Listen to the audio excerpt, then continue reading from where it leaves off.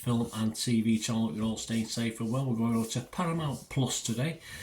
In the UK and Ireland, you have to check your territories. I don't have availability outside of the UK, but this is showing on Paramount Plus UK and Ireland. So check your territories if you want to have a watch of this. And it's something that's called Curfew, British crime drama television series. Yeah, sort of set now, but in a probably an alternate universe or a different sort of UK anyway. It's set in. It's an adaptation of the novel After Dark by Jane Cowie, if you've read that. It's set in a society where men are restricted by a curfew from 7 p.m. to 7 a.m.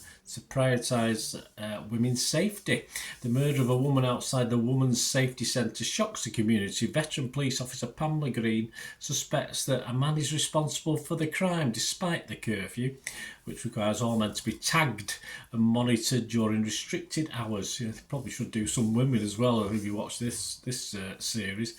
All men to be tagged and monitored during restricted hours, partnering with her new colleague Eddie. Pamela must, even the policeman, even the bloke policeman have to have special dispensation.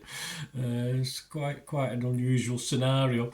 Pamela must confront her own biases and navigate political pressure. Yeah, you've learned fairly early, she's had a daughter who was killed by a man just before this law came into being. So she has her own little grudges, of course.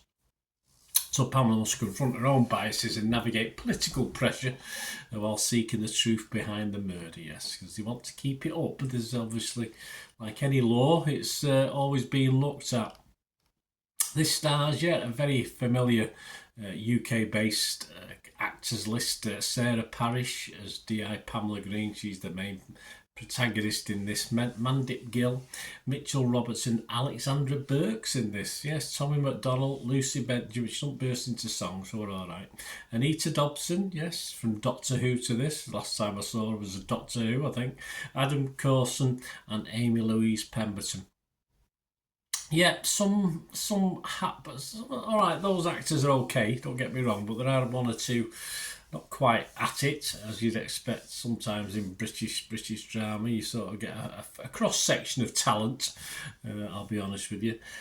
So hopefully the story is interesting. Well, it has to be really on this sort of scenario, doesn't it? But it's different, I'll give it that. I'll give it credit for that. I'll give it credit for being different. For me, society appears a little bit worse from what we see in this series, generally speaking, despite an apparent, of course, reduction in violence, which you would see, because if you're taking people off the streets at certain times. So, it would reduce it, whether male or female, but obviously it's the males who've had it done to them. There's an interesting start to this where there's a female baiting the men at the start of the series. That was a bit scary in itself, the fact she was baiting the guys who were obviously in their apartments and not allowed out. But I'm not really interested in the rights and wrongs of this setup particularly. It's just unusual for me. I mean, it basically comes down to being a crime drama. And the curfew element is probably a bit more gimmicky than effective in the story. Of course, this sort of looking at misogyny and what's being taught in schools and the effects of what men and young men are thinking, etc., etc. But say it does cover some interesting effects of this. But the be-all and end-all, it's just a crime drama when it comes down to it. Parish, yes, she's an okay lead in this, if not fantastic.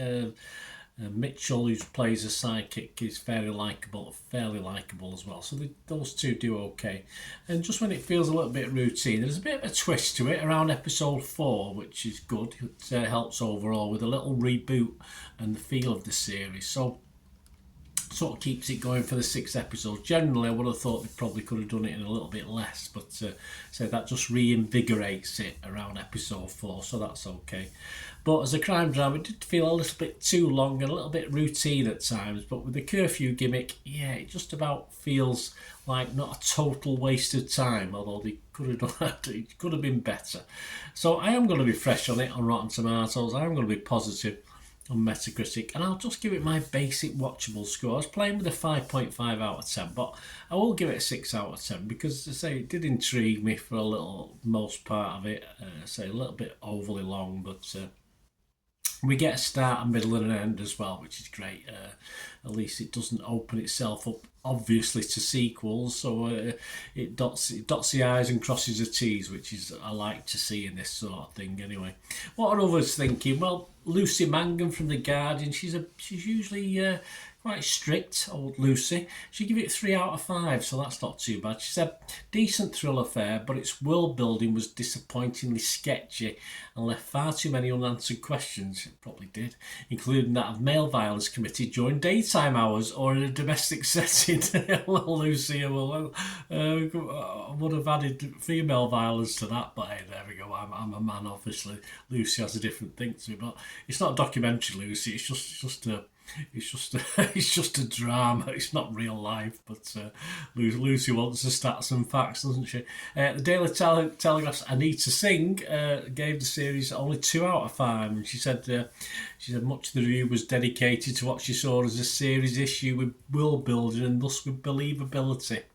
It's not real. It's just pretend. But yeah, don't take these things far too seriously. You've got to put your brain into neutral a little bit and just accept certain things are not going to come out in the wash in something like this. It's not trying to make a particular point, but it's there, of course.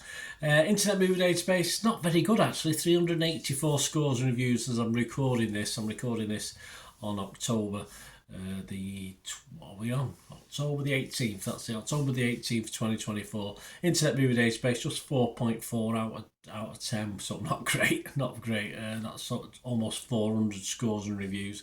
I'd imagine that might drop a little. I don't think my 6 is unfair, but yeah, a lot of people aren't quite getting into it and giving it a little bit of leeway. I've given this a little bit of leeway because they've tried to do something a little bit different, not particularly work that successfully, but it was okay. It kept me invested and kept me watching, so I'm happy with it. 4.4 on Internet Movie Database.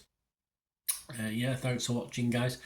Yeah, if you want to support the channel, of course, we do have subscriptions.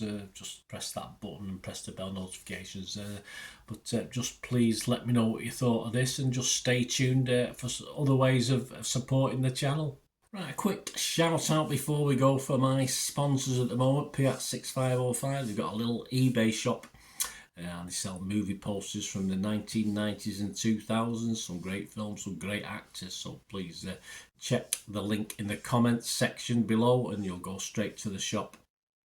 I dispatch everything between 24 and 48 hours, so if you see anything there you want to order it, you can also mention my name. I mean, they are sponsoring me, so I do my little deal as well, so you can get 10% off if you buy anything. Just mention me, so say Bernard sent you, and they'll give you a 10% reduction on your order price. My thanks to Piat6505. If you're interested in sponsoring the channel yourselves, guys, supporting the channel by sponsorship, just let me know.